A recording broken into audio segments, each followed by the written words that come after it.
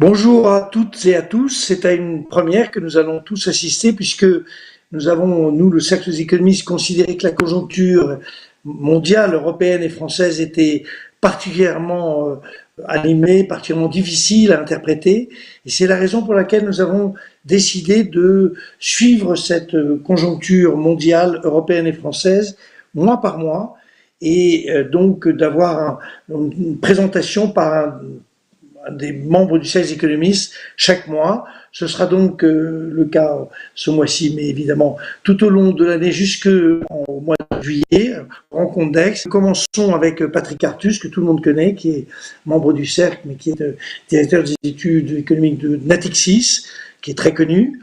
Et tout ceci sera animé par Emmanuel Cuny, qui est le président de l'AGEF, c'est-à-dire l'association des journalistes économiques et financiers, qui va animer cette discussion et permettre à Patrick de nous donner toute sa vision de ce qu'est aujourd'hui cette situation économique si compliquée à analyser.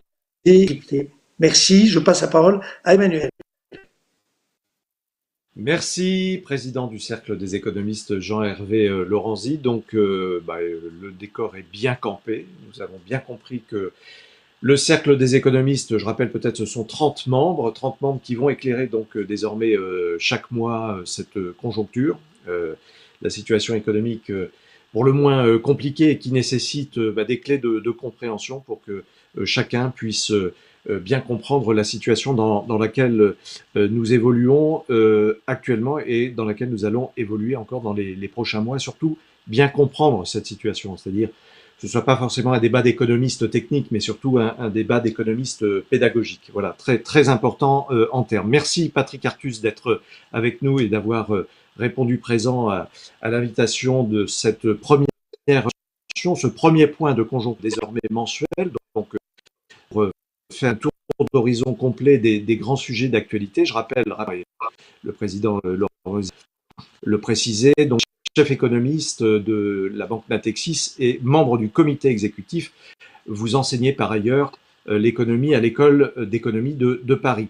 On se met d'accord, vous avez, Patrick, 15 petites minutes, on va dire petites, mais 15, voilà, avec donc le temps nécessaire pour nous exposer votre point de vue et votre regard sur cette actualité. Et ensuite, et ça c'est très important, c'est peut-être même le moment le plus important de ce rendez-vous désormais mensuel, c'est cet échange avec les personnes qui sont derrière leurs écrans pour l'instant, à défaut d'être en présentiel. Vous répondrez à toutes les questions qui seront posées après votre intervention liminaire. Voilà, je vous laisse la parole et je rappelle aux internautes qui sont en train de nous regarder et de nous écouter qu'ils peuvent poser toutes les questions en fonction des formalités qui leur ont été précisées par mail.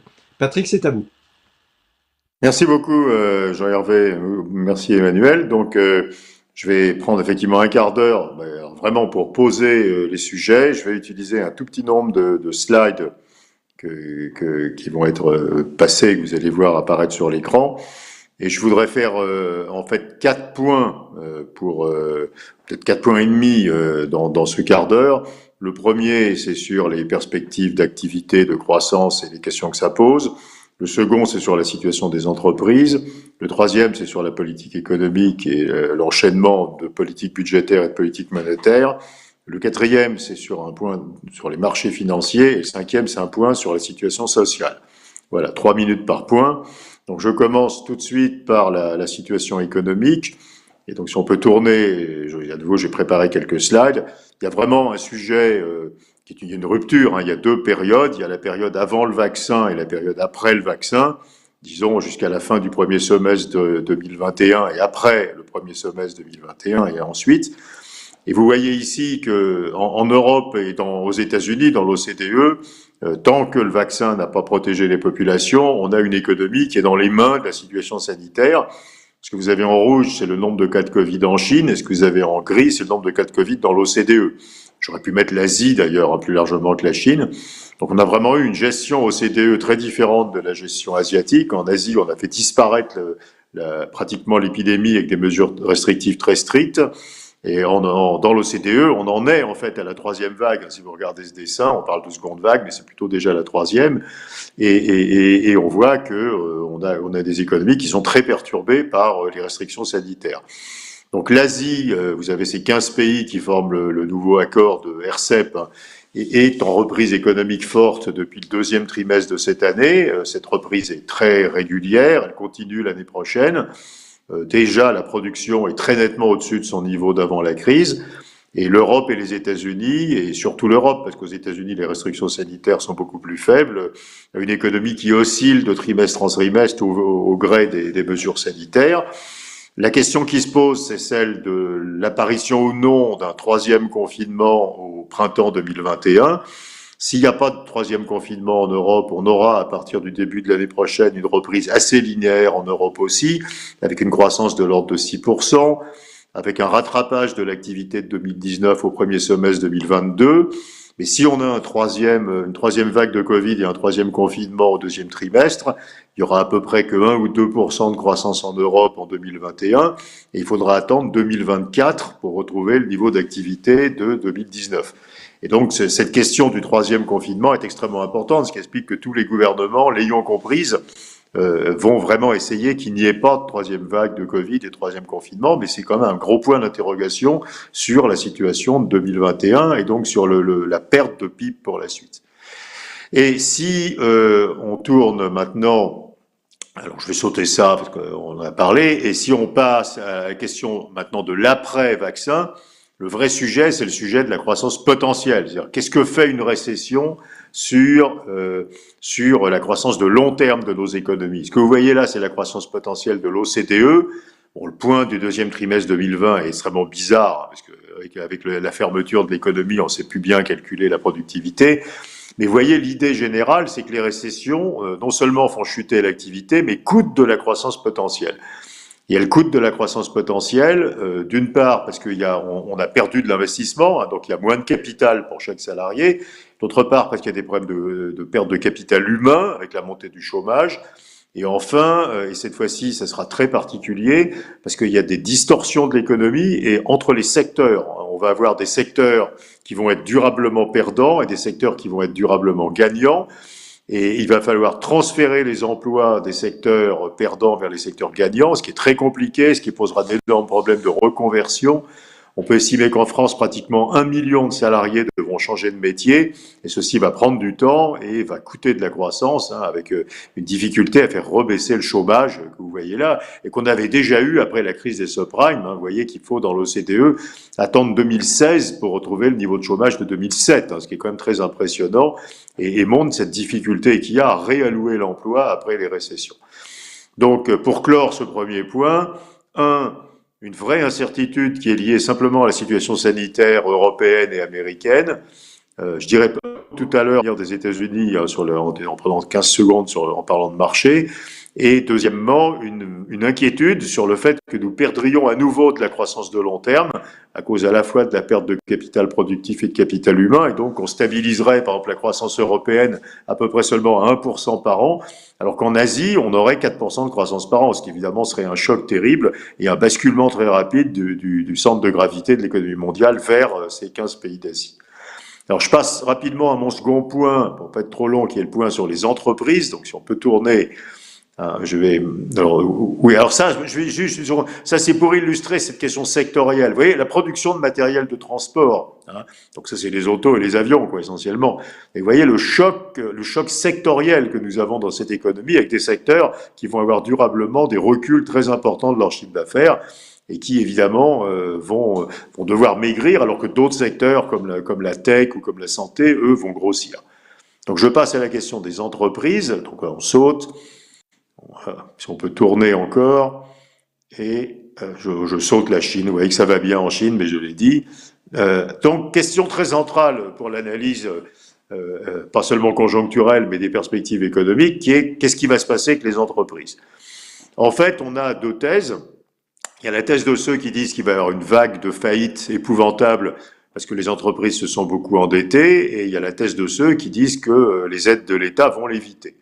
Alors effectivement, quand vous tournez les pages, vous voyez, si on peut tourner, que on a une chute très importante des résultats des entreprises en 2020. Vous voyez, à peu près moins 25% pour les bénéfices par action des sociétés cotées.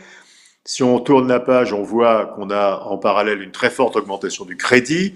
En France, c'est à peu près 14% sur un an l'augmentation du crédit. Vous voyez, pour l'ensemble de l'OCDE, c'est plus parce que c'est nettement plus aux États-Unis.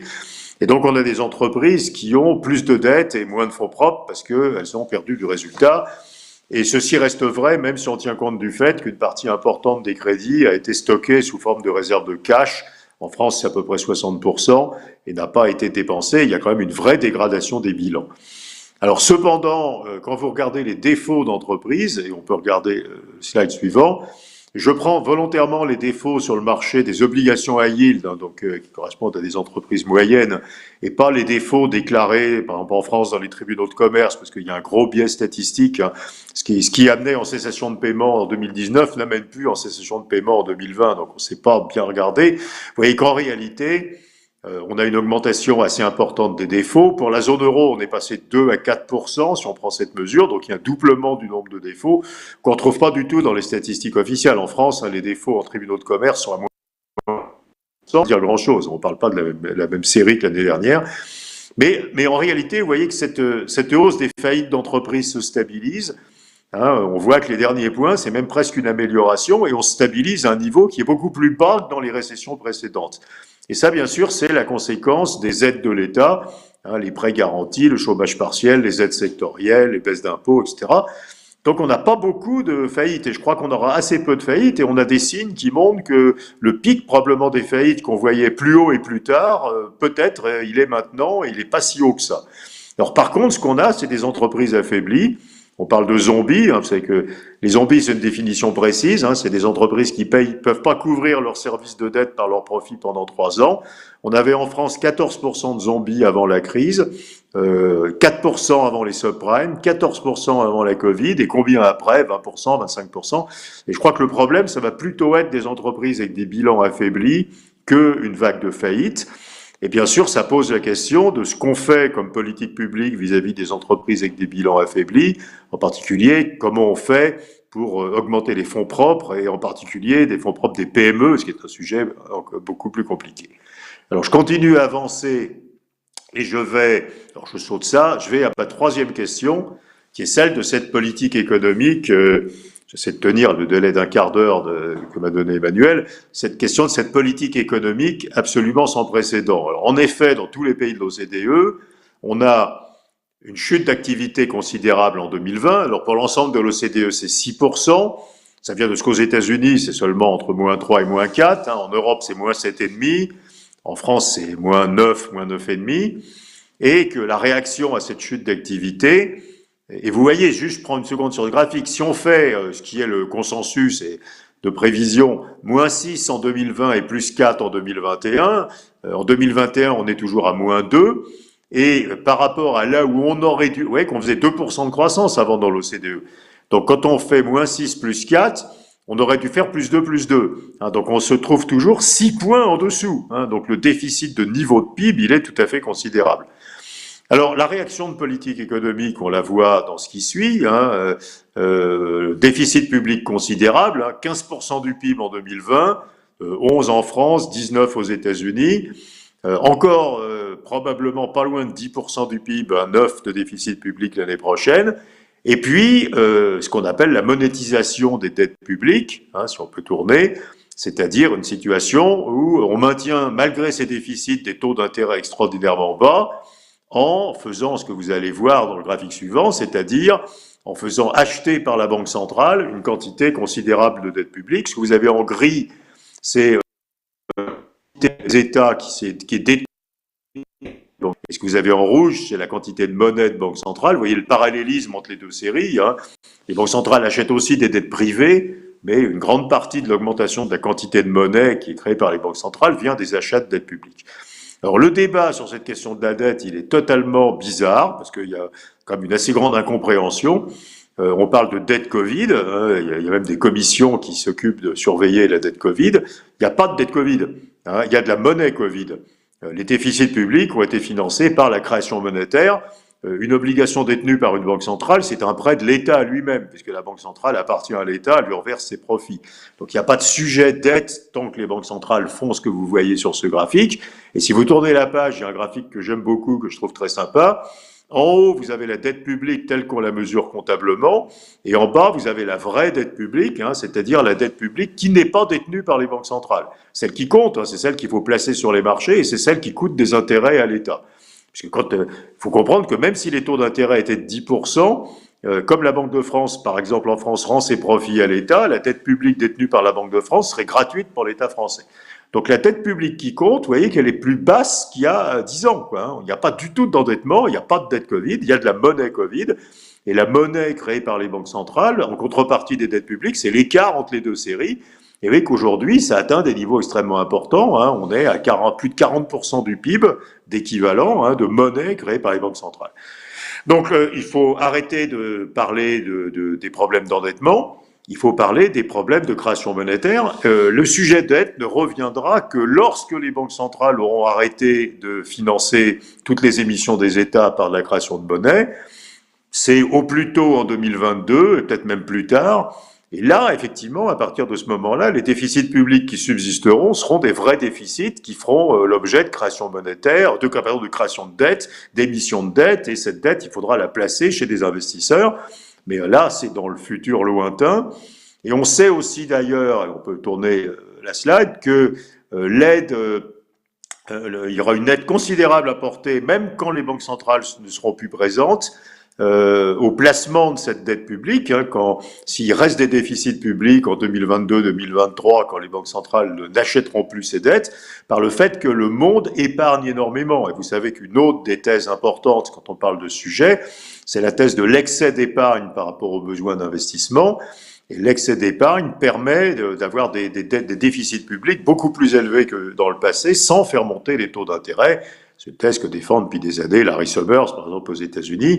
Et donc, même à la fin du soutien des banques centrales, on n'attend pas un très fort problème de financement des déficits publics. Donc, il faut dédramatiser la question surtout à la question de la monnaie. Pour finir cette question de la monnaie, donc si on peut tourner, et je vais dire un mot des marchés, parce que c'est la même question, on a donc une situation où la Banque centrale crée énormément de monnaie. Alors cette monnaie, au début, elle est stockée sous forme de dépôts dans les banques par les entreprises, les ménages, etc., les investisseurs institutionnels. Il y a un siècle, on aurait discuté l'effet de cette monnaie sur l'inflation. Mais cette monnaie, très largement, elle ne va pas être consommée. Elle va être investie. Aujourd'hui, on n'est plus dans une logique de monnaie de transaction, on est dans une logique de monnaie de placement. Et donc, ce qui est en train de commencer à se passer, mais qui va s'amplifier au fur et à mesure que le risque diminuera et que l'incertitude diminuera, c'est que les actifs monétaires très importants détenus par tous les agents économiques sont progressivement réinvestis dans d'autres actifs. Et ceci, c'est ce qui explique ce qu'on voit sur les marchés d'actions. Vous voyez que pour l'ensemble de l'OCDE, les marchés d'actions sont déjà nettement plus élevés qu'avant la crise de la Covid, même si on est encore dans une situation très perturbée. Ceci se verra aussi, on peut tourner le slide, ceci se verra aussi, se voit déjà, alors là, c'est plus technique, c'est les spreads de crédit, donc c'est les primes de risque sur les obligations d'entreprise. Et vous voyez qu'alors que les taux de défaut, qu'on voyait tout à l'heure, augmentent, les primes de risque diminuent. La prime de risque diminue parce qu'une partie de la monnaie est réinvestie dans des obligations d'entreprise qui ont des rendements plus élevés que les obligations des États. Et puis ça commencera, et ça va commencer à être le cas, sur ce qu'on va voir après, sur les prix de l'immobilier, qui vont probablement augmenter extrêmement rapidement au fur et à mesure que la monnaie sera réinvestie dans l'immobilier. Donc il faut comprendre que le coût de cette politique, c'est pas l'inflation, c'est pas la dette, il n'y a pas de dette, c'est un coût qui est lié au réinvestissement de la monnaie. En fait, c'est des bulles, quoi. Je veux dire, il faut s'attendre à une économie à bulles, avec de très fortes augmentations des prix des actifs pendant beaucoup d'années, avec à nouveau le rééquilibrage de portefeuille qui fait qu'on réinvestit la monnaie dans d'autres classes d'actifs pour restructurer ces portefeuilles, sachant qu'initialement on détient trop de monnaie. Alors je termine sur 2 points très très vite, puisqu'après il faut que je m'arrête. Donc si on peut tourner, j'ai 2 fois 10 secondes. Premier point, dans cet environnement-là, c'est l'occasion de dire un mot du dollar, on peut s'attendre à une faiblesse importante du dollar. On est à 1,21 ce soir, on est aussi entre 1,21 et 1,22. Pourquoi ça ? Si vous tournez la slide, vous voyez tout de suite l'explication. Hein, la dette extérieure des États-Unis est en train. Alors, la dette, elle est conventionnellement en négatif. Hein, donc ça veut dire qu'aujourd'hui, la dette extérieure nette des États-Unis, c'est 70% du PIB. Et elle augmente très vite, et elle augmente très vite parce que le déficit budgétaire très important des États-Unis fabrique du déficit extérieur. Et donc ça fait de la dette extérieure. L'administration Biden, même s'il y a un souci, une incertitude sur le Sénat, va essayer de faire une politique extrêmement keynésienne, pour appeler ça simplement, défi américain, au déficit extérieur américain, la poursuite de l'augmentation de la dette extérieure et un problème de financement, parce que c'est mon dernier slide en fait, si je tourne. Aujourd'hui, c'est l'Europe qui finance les États-Unis. Hein, vous voyez que c'est l'Europe qui achète de la dette du Trésor des États-Unis, sauf que l'Europe, elle va se financer elle-même, hein, avec en particulier le plan de relance européen. L'Europe va utiliser son épargne pour se financer, donc elle va arrêter de prêter son épargne aux États-Unis. Donc il y aura un problème de financement des États-Unis et donc il y aura une dépréciation du dollar. Et puis dernier tout petit point, et vraiment je jure que je m'arrête.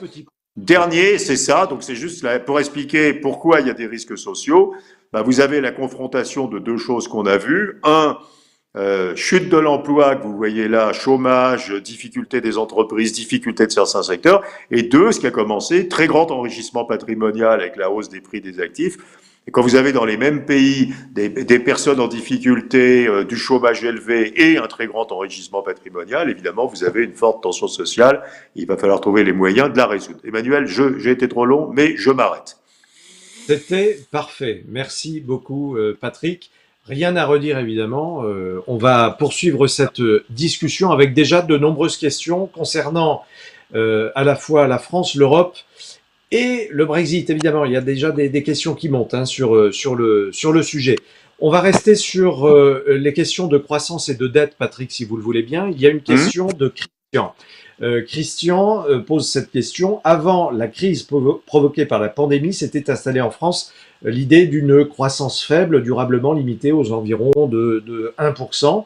Les ravages provoqués par la crise dans certains secteurs ne vont-ils pas la freiner, cette croissance, à un niveau encore inférieur pendant très longtemps? Oui, c'est ce que j'ai dit. Non, la plupart des économistes sont d'accord pour penser, comme je l'ai dit, que les récessions fabriquent une perte de croissance de long terme. Parce qu'on détruit du capital et parce qu'on détruit du capital humain. Et donc, effectivement, l'estimation consensuelle, c'est qu'avant cette crise, on avait 1,3% de croissance à long terme en France, ce qui n'était pas beaucoup déjà. Après, je suis incapable de vous donner un chiffre, mais on va sans doute être au mieux à 1% de croissance de long terme. Ce qui pose toutes sortes de problèmes dans une économie qui en plus vieillit. Hein, vous avez vu le rapport, par exemple, du Conseil d'orientation des retraites. Si vous vous situez dans un scénario à 1% de croissance de long terme, vous êtes dans le scénario où on ne rééquilibre jamais les systèmes de retraite, par exemple. Alors ça, c'est pour la croissance. L'aspect peut-être social avec une question de Noman. Quelles mesures monétaires la Banque Centrale Européenne devrait-elle prendre pour contrôler le chômage et l'inflation consécutifs après le Covid-19, après la pandémie en fait, hein, et ce à court terme? Pas été faite. On a fait une politique de déficit public considérable financée par la création monétaire. Au point que il y a très peu de perte de pouvoir d'achat en moyenne pour les ménages. Et bien sûr, il y a des catégories sociales très durement touchées, hein, les indépendants, des petits commerçants, des artisans, mais des jeunes. Mais en moyenne, les ménages ne perdent à peu près pas de pouvoir d'achat cette année, alors qu'on perd 9 points de PIB, un pays comme la France. Donc c'est comme, et ça vient de cette politique. Ce que j'évoque, c'est qu'il ne faut pas croire que cette politique n'a aucun coût. Quand on inonde l'économie européenne de monnaie, on risque d'avoir un coût qui est ce coût de bulle, hein, sur les prix de l'immobilier, sur les cours boursiers. Et donc la Banque Centrale Européenne, on peut pas lui demander de faire mieux. Elle a fait tout ce qu'elle pouvait pour qu'il n'y ait pas de chômage. Le problème, c'est pas l'inflation. Il y a absolument aucune inflation au sens habituel. Le problème, c'est l'inflation des prix des actifs. Donc, c'est les bulles sur les prix d'actifs. Il faut comprendre que les bulles sur les prix d'actifs, c'est très désagréable. Ça veut dire, par exemple, sur la bulle immobilière, ça veut dire que ça va être plus difficile de se loger, quoi. C'est des vraies difficultés. C'est pas une difficulté théorique. Donc, on a accepté, on fait cette politique et on n'avait pas d'autre choix, parce que ne pas faire cette politique, ça aurait été l'effondrement de l'économie, mais on va le payer, probablement, par exemple, avec des prix de l'immobilier qui vont monter beaucoup et qui vont pénaliser les jeunes et les classes moyennes. Alors, une question en lien direct avec ce que vous venez de dire, à la fois les commerçants, les particuliers, c'est une question qui est posée par Claire. Pour les petites entreprises qui ont beaucoup perdu de chiffre d'affaires, ne faut-il pas des abandons de dettes pour leur permettre de redémarrer? C'est une question Oui, vraiment que alors, beaucoup de il y a entrepreneurs évidemment, se il y a évidemment, posent. oui, oui, bien sûr, c'est une question très importante. Bon, dans l'ensemble, on l'a vu, hein, les crédits aux entreprises, je prends le cas français, hein, on va voir sans doute à la fin de cette année 170 milliards d'euros de dettes en plus des entreprises à la fin de l'année, dont les plus des 2 tiers qui sont des PGE, hein, des prêts avec la garantie de l'État. Et même si une partie des PGE n'a pas été dépensée, il reste quand même une situation de surendettement pour certaines entreprises. Alors pour les plus grandes entreprises, les ETI, les grands groupes, on va pouvoir transformer de la dette en fonds propres, hein. C'est des choses qui se font assez facilement, couramment. Donc il y aura des transformations de créances en fonds propres ou en quasi-fonds propres. Pour les PME, c'est très compliqué, hein. Il y a des centaines de milliers de PME, donc la TPE. Donc la solution, c'est probablement de restructurer ces dettes pour en faire des dettes à ultra long terme. Aujourd'hui, un PGE, ça peut être allongé jusqu'à 6 ans. Mais il faudra sans doute allonger plus que ça et garder des garanties de l'État. Donc si on transforme ces dettes en de la dette à 15 ans, à des taux d'intérêt très bas avec de la garantie de l'État, c'est jouable, quoi, je veux dire, et ça pèsera pas trop sur les trésoreries des entreprises. Donc c'est mieux sans doute que d'annuler parce que ça permet de maintenir la déviation de cessation de paiement et on restructure simplement ces dettes pour les transformer en des dettes à très très long terme. Justement, Adrien dit à ce que vous dites, à combien estimez-vous le besoin de fonds propres pour les entreprises françaises? La garantie relevée par Bercy à 7 milliards d'euros suffira-t-elle? Alors C'est une 7 question milliards très d'euros, c'est technique, pas. très, très précise, hein. Oui, oui, oui, c'est pas les fonds propres, hein, c'est les garanties que donnerait l'État. Non, mais la question est la suivante. Si je prends une casquette de banquier, si vous transformez de la dette, un prêt à garantie de l'État en dette subordonnée, on parle parfois de prêt participatif quand c'est pour les PME, et si vous n'avez aucune garantie de l'État pour faire ça, vous allez devoir avoir un taux d'intérêt sur cette dette subordonnée qui va être de 5 ou 6% au mois, hein, dépendant bien sûr de la qualité de l'entreprise. Et donc c'est pas jouable, quoi. Vous pouvez pas dire aux entreprises, d'accord, je vous donne des fonds propres, mais vous allez payer 6% vos fonds propres au lieu de payer 0,5 votre prêt avec la garantie de l'État. Donc l'idée c'est de maintenir une garantie de l'État aussi sur les dettes subordonnées, sur les quasi-fonds propres. Et en fait, il suffit alors que l'État ne mette qu'une toute petite partie, hein, finalement, hein, des financements. Donc le calcul de 7 milliards, sans doute, il faudra faire un peu plus. Mais oui, si on veut transformer, si un chiffre qui circule, c'est qu'il faudrait réinjecter 40 à 50 milliards d'euros de fonds propres dans les bilans des entreprises. Bon, il y a besoin, je peux pas vous faire très précisément le calcul ce soir, mais c'est pas une somme considérable. C'est peut-être 10, c'est pas 7, vous voyez, mais il faut amener une garantie de l'État pour que ça soit pas un produit qui soit fait aux conditions de marché, mais que ce soit un produit qui soit fait à des taux d'intérêt nettement plus bas que les conditions de marché. Mais pour ça, finalement, il suffit que l'État garantisse une partie du crédit, quoi, ou une partie de la dette qui est la partie sur laquelle se concentrent les risques. Alors, il y a une question précise sur un secteur qui fait beaucoup parler, c'est celui de l'immobilier.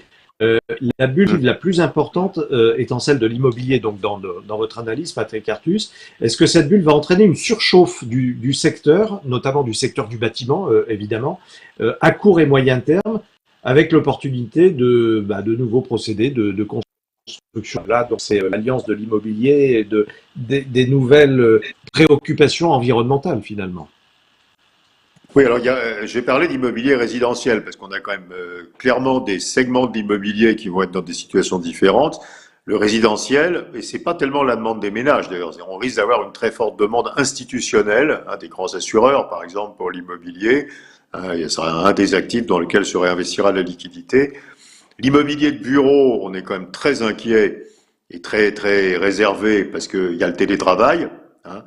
Télétravail, même s'il est pas moins développé, quand même quand même considérablement le besoin de bureaux nouveaux, hein, pendant beaucoup d'années.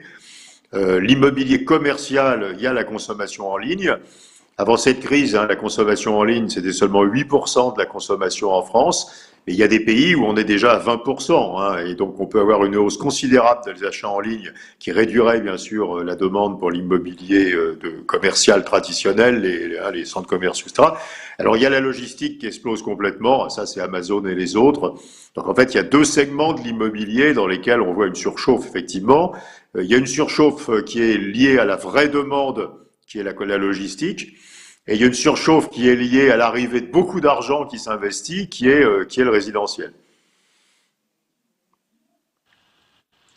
Alors, autre question concernant, alors cette fois, le privé, enfin, en France, les fortunes privées, pour régler peut-être quelques problèmes. Beaucoup se posent la question, et celle-ci est très précise. Ne peut-on pas digérer la dette par une augmentation de la productivité de la fortune privée, en forçant plusieurs utilisations simultanées de cette richesse, donc l'usage des actifs, l'enrichissement au profit du bien commun.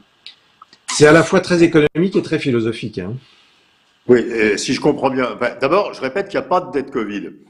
Donc on ne va pas s'amuser à rembourser une dette qui n'existe pas, quoi. Je veux dire, on a de la monnaie. Hein. À nous, il faut comprendre que les banques centrales, c'est la même chose que l'État. Donc ce qui compte, c'est le bilan consolidé de la Banque centrale et de l'État. Et au passif de ce bilan, de la Banque centrale et de l'État, vous avez la monnaie et vous avez la partie de la dette publique qui n'est pas détenue par la Banque centrale.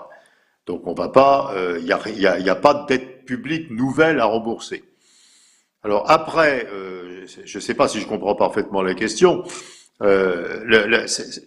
Bon, il y a des gens, y compris le FMI d'ailleurs, qui avaient suggéré une taxation de la fortune privée pour rembourser une partie des dettes publiques. À nouveau, je vois pas bien l'intérêt de cela dans la mesure où on n'a pas de dette publique à rembourser. Après, il y a effectivement une autre question, et je ne sais pas si c'est ça que notre auditeur a à l'esprit, c'est que même si on tient compte de ce que la dette publique achetée par la Banque centrale n'existe pas, il reste quand même une forte dette publique. Donc en France, la vraie dette publique à la fin de cette année, c'est pas 120% du PIB, mais c'est exactement 89% du PIB. Donc c'est quand même beaucoup, hein, même si on soustrait ce qui est détenu par la Banque centrale, et on serait dans une bien meilleure position si on avait davantage de croissance à long terme, ce qui permettrait d'absorber cette dette. Et donc effectivement, il y a une question qui est l'efficacité du secteur privé. Hein. Et si on avait un secteur privé plus efficace, avec plus de croissance à long terme, on aurait moins de problèmes, même pour le morceau de dette publique qui reste un problème. Répondu en réalité, mais peut-être on peut préciser les choses. Covid, c'est une autre question. Quelle est la limite de la création monétaire sans fin, entre guillemets? Jusqu'où la BCE allait? Peut-être pour compléter ce que vous disiez tout à l'heure. Oui, quand on crée énormément de monnaie, à nouveau, cette monnaie, il y a un siècle, c'est pas compliqué. En gros, entre 2020 et 2021, la Banque centrale européenne va probablement doubler la quantité de monnaie de la zone euro. Hein, donc en 2 ans. Alors c'est la monnaie de banque centrale, hein, c'est celle dont je parle. Il y a un siècle, ça n'aurait pas été très compliqué, les prix auraient doublé en gros. Quoi, hein, donc, mais on n'est plus du tout dans cette logique-là, on l'a déjà dit. Donc on est dans la logique où une partie de cette monnaie va être réinvestie en actions, en immobilier, etc. Bon. Alors quels sont les risques? Il y a le risque dont on a déjà parlé, c'est les bulles. Les bulles, c'est un risque. Quoi. Je veux dire, une bulle immobilière, c'est totalement déstabilisant pour l'économie. C'est une taxe sur les jeunes qui doivent acheter des logements. Et c'est quelque chose qui est très très très désagréable. Hein. Donc Et puis alors le risque ultime, c'est la perte de la confiance dans la monnaie. Alors ça, si on était en Argentine, ça serait assez simple. Quand la Banque centrale d'Argentine crée trop de monnaie, ce qu'elle a fait d'ailleurs depuis quelques années, les Argentins, ils vendent les pesos et ils achètent du dollar. Et le peso s'effondre.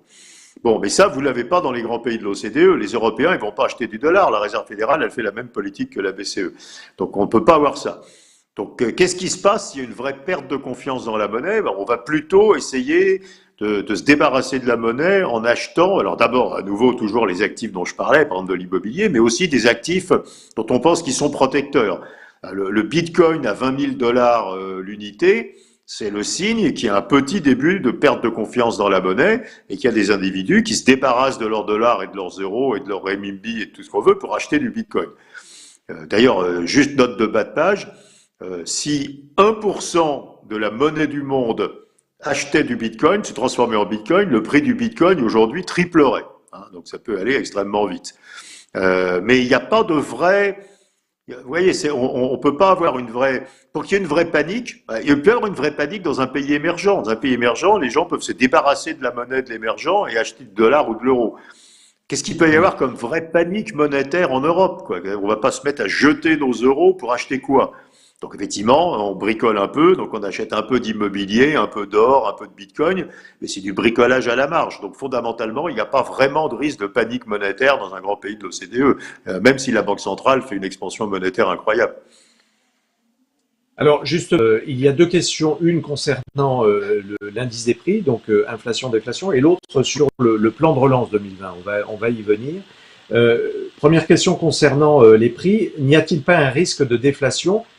Et on revient au sujet de l'épargne. Évidemment, comment flécher l'épargne aujourd'hui? Concernant celles qui semblent trop importantes, ne pourrait-on pas appliquer des mesures incitatives pour pousser à désépargner finalement, et je prolongerai peut-être la question en disant comment flécher cette épargne pour qu'elle soit créatrice ou créative. Alors, effectivement, on était déjà dans un environnement déflationniste, puisque, comme j'ai dit tout à l'heure, il y a depuis 15 ans une hausse considérable de l'épargne du monde, et en particulier de l'épargne du secteur privé du monde. Et ça, c'est ce qui a fait déjà que nous avions des inflations très faibles, et c'est ce qui a fait que les taux d'intérêt ont beaucoup baissé, cet excès d'épargne. On risque d'avoir encore plus d'excès d'épargne. Et donc la question qui est posée est très intéressante. C'est-à-dire, si toute la création monétaire qui était distribuée aux individus restait sous forme de dépôt sans être utilisée à rien, on serait vraiment dans une situation extrêmement déflationniste et on garderait des inflations comme cette année, c'est-à-dire qui sont autour de zéro et même un peu négatives. Et donc, qu'est-ce qu'il faut faire? Il faut effectivement inciter les individus à dépenser au moins une partie de cette épargne. Alors pour ça, il y a des propositions un peu folkloriques qui circulent. Par exemple, on a dit qu'on allait distribuer des bons où on dessinait ce qu'on avait le droit d'acheter. Donc vous allez recevoir un bon avec un poulet de Bresse, et donc vous pourrez acheter un poulet de Bresse pour faire du local. Il y a des propositions un peu plus sérieuses. Les Allemands ont décidé de faire une baisse transitoire de la TVA.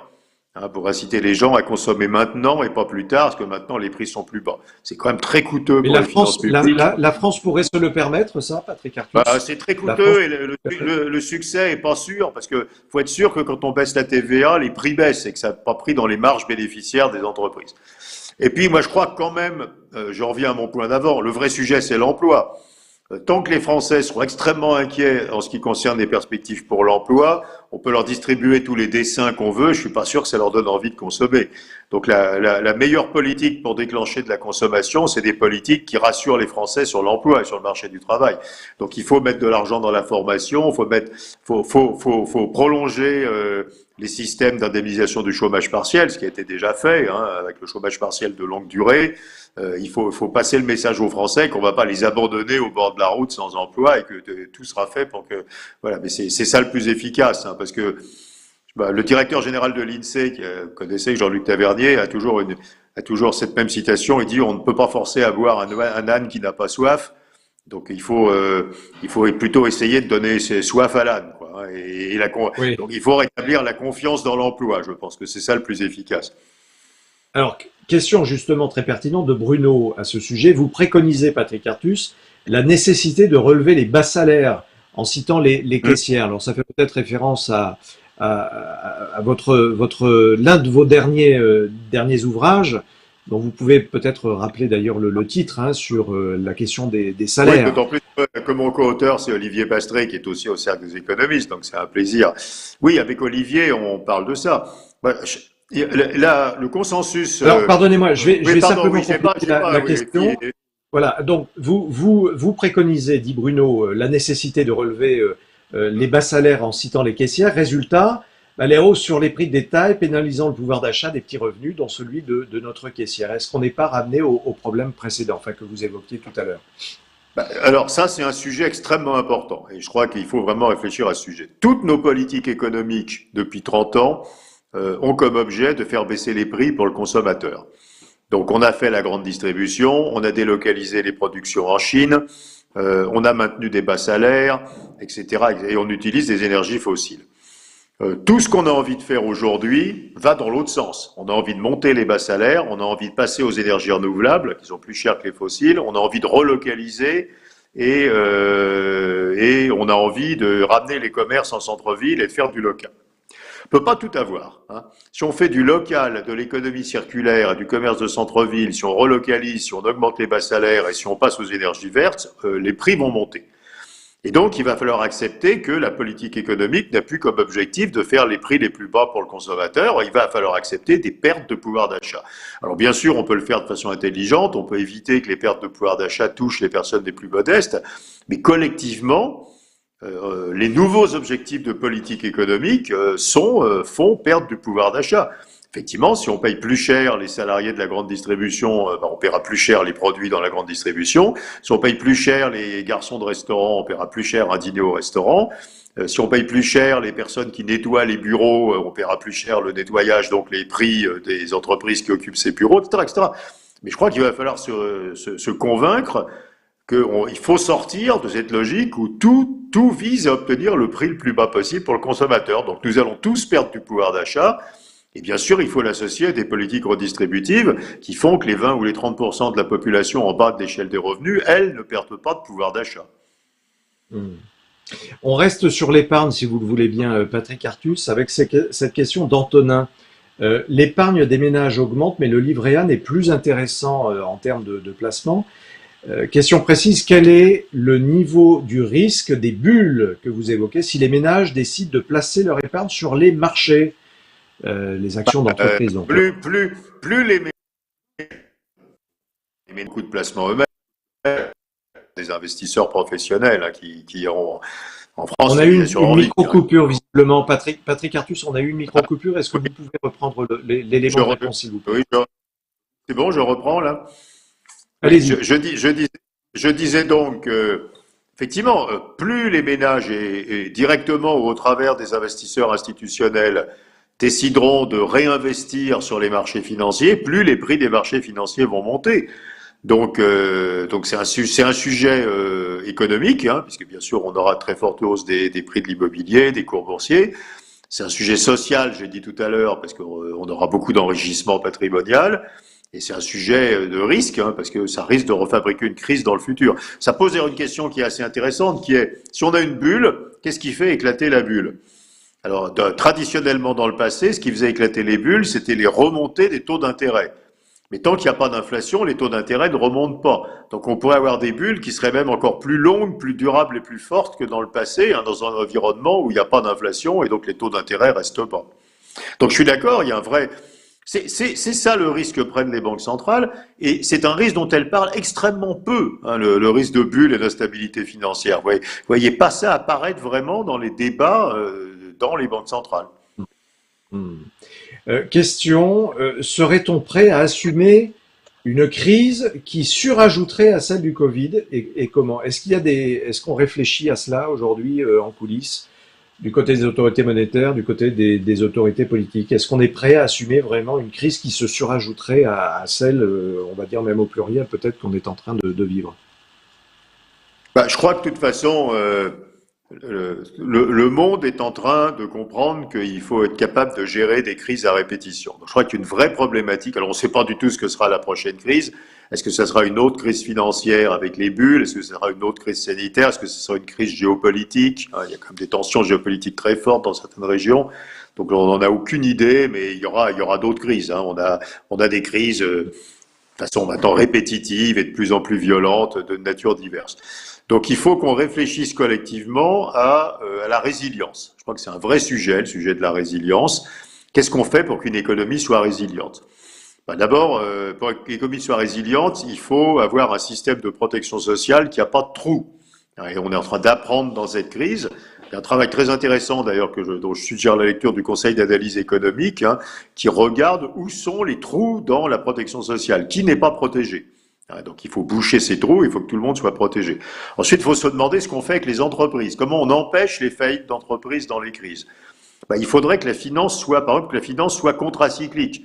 Alors la finance, elle est plutôt naturellement financée dans une crise Donc il faudrait réfléchir aux moyens d'avoir de la finance contracyclique qui continue à supporter l'économie dans les récessions, etc. Donc je ne veux pas aller trop loin, c'est trop long, mais il faut qu'on développe collectivement une vraie réflexion sur comment on est capable de rendre des économies résilientes et qu'est-ce qu'on met en place comme instrument pour que les crises ne soient pas des catastrophes.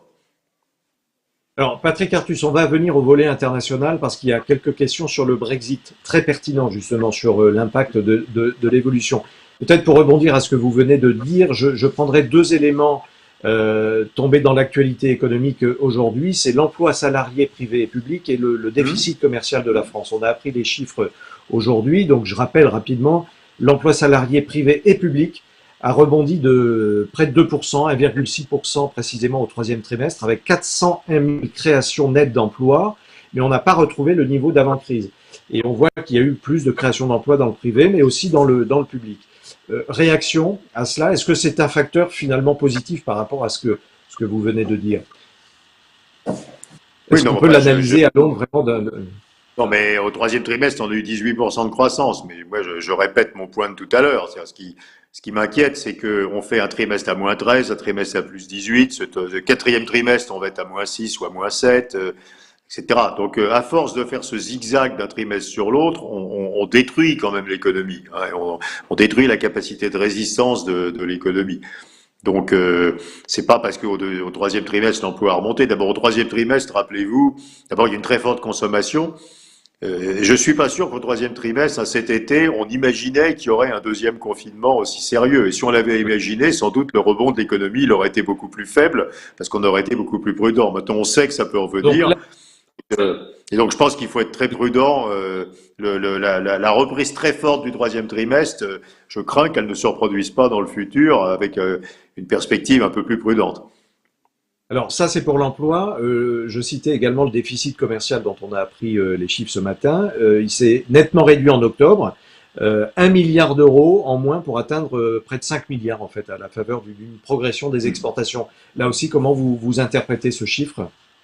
Oh bah, le commerce extérieur, il s'améliore, il peut s'améliorer pour une raison simple, c'est que l'Europe a beaucoup moins de croissance que le reste du monde.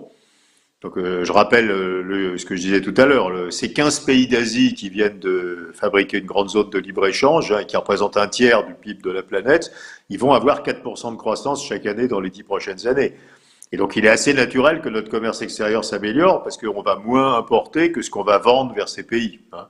Donc, on risque d'avoir une amélioration du commerce extérieur due à la pire des causes qui est le reste du monde.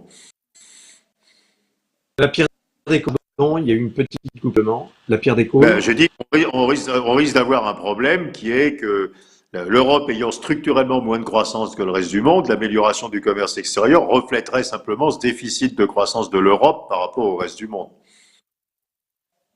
Alors venons-en, il nous reste une dizaine de minutes. Venons-en aux questions internationales, notamment sur le Brexit. Quelles seraient, question concrète d'un de nos internautes ce soir, conséquences concrètes d'un Brexit no deal, donc pas d'accord sur la conjoncture? Ça passe. Bah, écoutez, je pense. Ça passe pas.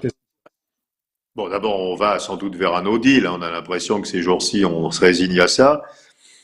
Même si aujourd'hui le Royaume-Uni a accepté de maintenir l'accord sur l'Irlande, je ne crois pas que c'est un gros effet sur quoi que ce soit parce que c'est déjà produit. Quand vous regardez les chiffres, hein, le commerce extérieur entre l'Europe et le Royaume-Uni a considérablement diminué déjà depuis 2016. L'investissement des entreprises au Royaume-Uni n'a pas augmenté du tout depuis 2016. Les investissements étrangers au Royaume-Uni ont diminué. La livre sterling s'est déjà dépréciée de 15% par rapport à l'euro, enfin, etc., etc. Donc le sentiment assez général, c'est que tous les effets du Brexit sans deal sont déjà là. Et donc, il n'y a pas grand-chose de plus qui va venir. Puis en plus, il ne faut pas dramatiser. Hein. Être en accord OMC avec un pays aujourd'hui, ça veut dire avoir 4,5% de droits de douane. C'est quand même pas très, très éloigné du libre-échange, quoi. On n'est plus dans les années 70. Hein. Donc on n'est pas en train de construire d'horribles barrières douanières entre le Royaume-Uni et l'Europe. Sur le plan monétaire, une question d'Alain.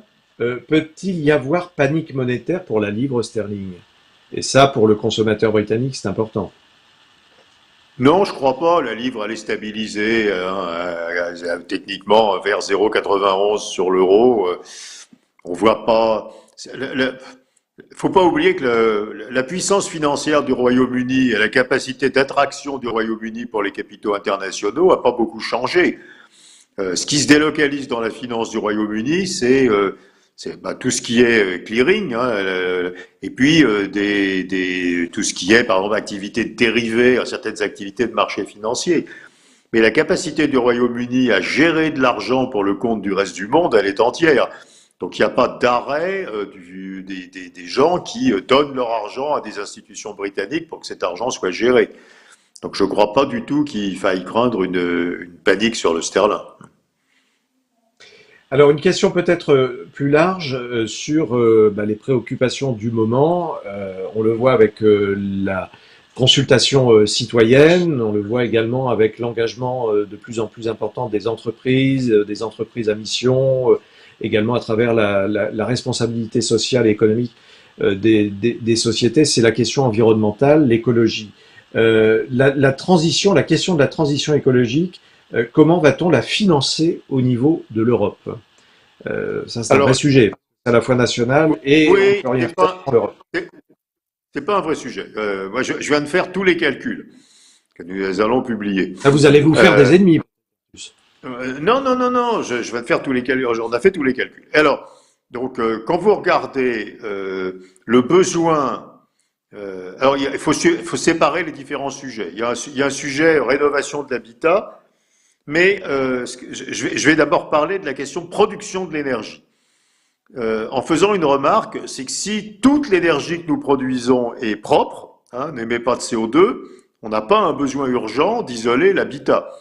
Parce que certes, il y aura on consommera trop d'électricité dans les maisons pour les chauffer, mais ça ne fera pas émettre de CO2, quoi, je veux dire, hein, puisque l'électricité sera produite sans émettre de CO2. Donc le plus urgent, c'est de produire de l'énergie verte.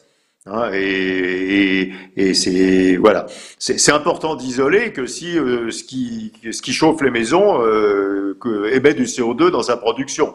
Hein, si vous chauffez les maisons avec de l'électricité verte, c'est pas tellement urgent d'isoler. Alors donc le plus important, c'est la capacité à produire de l'énergie verte. Le besoin d'investissement supplémentaire net de ce qu'on arrête de faire comme investissement, parce qu'on va investir beaucoup moins dans les énergies fossiles. On va arrêter d'investir en mer du Nord. Vous avez vu l'annonce des Danois, par exemple, hein, aujourd'hui. On va arrêter d'investir dans le charbon. Donc le besoin, il est à l'horizon 2050 concernant le à Danemark. l'horizon 2050, c'est 0,3-0,4 points de PIB par an. Hein, d'investissement supplémentaire. Et en faisant ça, on a la neutralité carbone en 2050 en Europe. Au niveau du monde, c'est plus, parce que le monde part plus mal que l'Europe, c'est 0,7%, 0,7 points de PIB. Faut le faire en net, hein, c'est-à-dire c'est plus en brut, mais il y a aussi des choses qu'on arrête d'investir, quoi. On va arrêter d'investir dans le gaz et le pétrole de la mer du Nord et dans le charbon en Allemagne, quoi, hein, et en Pologne. Donc honnêtement, c'est très petit. Et contrairement à une idée reçue, je voudrais dire aussi que ceci fabrique du pouvoir d'achat. Parce que certes, nous payons plus cher notre énergie, mais cette énergie plus chère, nous la produisons nous-mêmes. L'énergie renouvelable, elle est fabriquée en Europe, on ne l'importe pas. Et il se trouve que nous fabriquons pratiquement la totalité des éoliennes en Europe. Hein. 98% des éoliennes installées en Europe sont fabriquées en Europe. Donc vous passez d'une énergie importée à une énergie plus chère, mais qui est fabriquée dans de l'Europe. Et le bilan est positif de cette opération, puisque vous arrêtez d'importer, quoi. Donc ce n'est ni une charge d'investissement considérable, ni une perte de pouvoir d'achat, contrairement à ce qu'on entend parfois. Pour poursuivre la question, comment on le finance? On a entendu parler des green bonds, les obligations vertes. Où est-ce qu'on en est, les autorités monétaires sur ces sujets? Bon, alors d'abord, les marchés financiers ont avancé très vite. On a un développement extraordinairement rapide de toute la finance environnementale, hein, dite ESG. Et il y a les grandes gestions, les unes après les autres, passent à une gestion qui est très largement ESG, c'est-à-dire qui respecte des critères environnementaux, sociaux, etc. On a des instruments financiers de plus en plus sophistiqués. On n'en est plus au green bond, ça existe encore. Il y a des social bonds qui financent aussi des politiques sociales. Il y a des transition bonds qui financent la transition d'une entreprise vers une situation où son empreinte carbone est plus faible. Et donc il y a pas de problème d'argent. Honnêtement, c'est pas des sommes considérables qu'il faut mettre dans la transition énergétique. Le problème le plus compliqué, c'est pas et c'est pas quelque chose qui coûte. Le problème le plus compliqué, c'est comme d'habitude, c'est le problème redistributif. Je prends un exemple idiot, mais pour illustrer mon point. On va remplacer le pétrole par des éoliennes. Et l'électricité fournie par les éoliennes, elle est plus chère que l'électricité. Alors le pétrole c'est rare, mais fourni par le gaz. Parce que les éoliennes, sur Terre, ça marche 25% du temps, et en mer, ça ne marche que 50% du temps. Donc il faut beaucoup d'éoliennes pour fabriquer le courant, à raison de l'intermittence de la production. Donc cette électricité, elle est plus chère. Mais cette valeur ajoutée, elle reste en Europe. C'est les fabricants d'électricité verte qui vont recevoir les prix de l'électricité élevés. C'est les fabricants d'éoliennes qui vont avoir des commandes. Donc on n'a pas de problème de PIB, mais on a un problème redistributif. La personne moyenne, le ménage moyen quelque part en France qui travaille pas pour une société d'éoliennes, lui, il va payer plus cher son électricité. Donc on n'a pas un problème global de revenus, mais on a un gigantesque problème redistributif sur le passage à l'énergie verte. Oui, ce qui répond d'ailleurs à la question là que j'allais vous poser. La démographie et la robotisation augmentent depuis des décennies, le chômage persiste, la contrainte écologique pourrait nous conduire à consommer moins.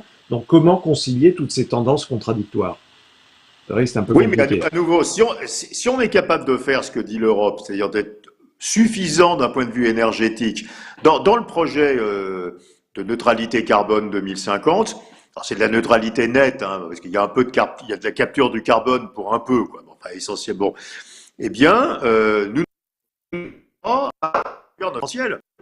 On arrive à ne pas émettre de CO2 sans réduire notre tendance de croissance par rapport à ce qu'elle devrait être. Donc, si on fait cette transition énergétique vers une énergie entièrement décarbonée, on a les moyens de faire ça et de ne pas avoir à freiner notre croissance pour y arriver. Sur le plan économique et de la gestion des affaires, quel regard, vous, économiste, vous portez sur la Convention citoyenne? Il y a quelques questions sur le sujet. La Convention citoyenne sur le climat qui préconise que des obligations et des contraintes financières pour les ménages. C'est une question Oui. d'Armand. Non, c'est une bonne question. La Convention citoyenne, elle a rejeté en fait la piste du signal prix. C'est-à-dire qu'il y a deux façons de réduire fortement les émissions de CO2. Il y a de mettre un prix élevé du CO2. Il faudrait sans doute être assez vite à 100 € la tonne et sans doute monter plus haut après. Ou bien on met une multitude de réglementations. Donc on réglemente le transport, l'alimentation, la production d'énergie, on réglemente tout. La Convention citoyenne, elle est partie sur la piste de la réglementation. Et moi j'ai très peur que ceci ne marche pas. Parce que d'abord c'est incroyablement intrusif, il faut réglementer à peu près toutes les activités humaines, et ensuite à chaque réglementation on va se heurter à un lobby qui va essayer de faire sauter cette réglementation, et c'est bien avancé comme process.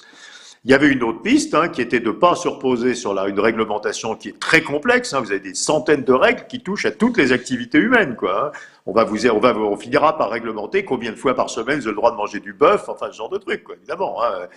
Il y a une autre piste qui est de dire le CO2 ça vaut 100 € la tonne et en 2050 ça vaudra 400 € la tonne. Maintenant, adaptez-vous à cet environnement où émettre du carbone c'est cher, quoi. Et alors visiblement post-gilet jaune, on a rejeté cette piste en disant on peut pas faire ça parce que ça fait monter les prix, quoi. On va payer plus cher les carburants, l'électricité, et donc on va passer à la piste de la règle. La piste de la règle, je trouve que c'est beaucoup plus intrusif en termes de liberté. Et deux, c'est sûrement beaucoup moins efficace. Alors on ne peut pas se reposer que sur le CO2, que sur un prix du CO2, parce que de toute façon, on veut plus émettre de CO2. Donc pour qu'on en émette absolument plus, il faudrait que le prix soit infini. Donc là, on peut pas faire ça. Mais on pourrait au moins avoir un soubassement à nos politiques qui soit un prix élevé du CO2, qui éviterait d'avoir à tout réglementer. Parce que si le CO2 reste gratuit, on va devoir tout réglementer pour y arriver. Et ce qui va casser Nous dans la sommes, Convention citoyenne, c'est que c'est complètement, du coup, intrusif dans tous nos comportements, quoi. Hmm. Nous arrivons au terme de cet échange. Nous avons d'ailleurs épuisé toutes les questions. Il y en a quelques-unes, mais qui se recoupent avec celles que je vous ai présentées. Merci infiniment à vous toutes et tous de nous avoir Merci suivis. à tous. Merci Patrick pour cette analyse. Un dernier Merci, mot, Emmanuel. vraiment très rapide. Il est 20 heures. La paix sociale en tant qu'économiste, il y a une question là-dessus. La paix sociale, vous la voyez là, où il y a Ben, encore moi, quelques tensions à je atteindre. pense que, non, je pense qu'on a une très grande tension sociale qui va venir de ce que, enfin, pour un économiste, elle vient de ce que j'ai évoqué plus haut. C'est-à-dire, quand vous avez dans un pays à la fois plein de gens qui perdent leur emploi, plein de gens dont les compétences doivent être changées parce que leurs compétences peuvent plus servir dans les nouveaux emplois qui se créent, et dans le même temps, plein de gens qui s'enrichissent énormément avec la montée des marchés financiers, vous avez forcément une très forte tension sociale. Donc là-dedans, il y a un boulot pour l'État qui est d'éviter les situations de pauvreté. Et je crois que l'État essaie de le faire, il faut lui rendre cette justice. Et il y a un boulot pour les entreprises, qui est de faire profiter au plus grand nombre possible, profiter le plus grand nombre possible de personnes de leur bonne santé et de leur enrichissement. Donc il va falloir que l'État et les entreprises contribuent à résorber cette tension sociale qui est absolument légitime quand vous avez à nouveau des centaines de milliers de personnes en difficulté et en même temps les titulaires de patrimoine qui s'enrichissent. Effectivement, les responsabilités, on le voit, sont largement partagées. Merci infiniment, Patrick Artus, pour Merci cette beaucoup. analyse. Encore une fois, merci à vous toutes et tous derrière vos écrans de nous avoir suivis. Il est 20 heures, nous nous séparons, mais nous nous retrouvons bien sûr dès le mois prochain. C'est la promesse formulée par le président du Cercle des économistes, Jean-Hervé Lorenzi, dans son propos liminaire. Le Cercle des économistes, 30 membres qui analysent, qui décryptent l'actualité, qui pèsent dans le débat économique et social, bien sûr. Et l'actualité ne manque pas de matière actuellement et dans les prochains mois. Donc nous nous retrouvons en mai pour un point conjoncture avec le des économistes. Merci à toutes et à tous.